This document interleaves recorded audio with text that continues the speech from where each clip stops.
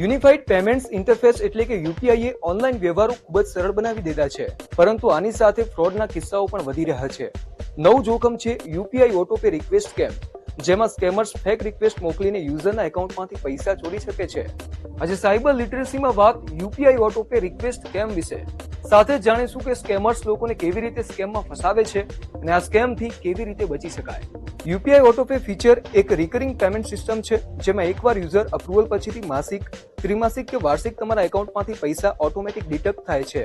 આ mobile recharge, mutual fund investment, credit card bill payment કે OTT subscription plan જેવી સેવાઓ માટે છે, જેથી લેટ ફી અને સર્વિસ ડેટ્સથી બચી શકાય. આનો ફાયદો ઉઠાવીને સાયબર સ્કેમર્સ ઓટોપે રિક્વેસ્ટ મોકલીને લોકોના બેંક એકાઉન્ટમાંથી તેમની જાણ બહાર પૈસા ઉપાડી શકે છે.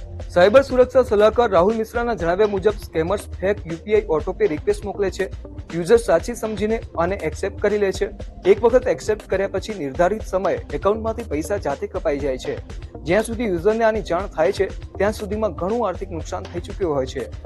ઓટોપે સ્કેમની અલગ અલગ રીતો છે, જેમ કે આખો વિડિયો જોવા માટે ડાઉનલોડ કરો દિવ્ય ભાસ્કર એપ.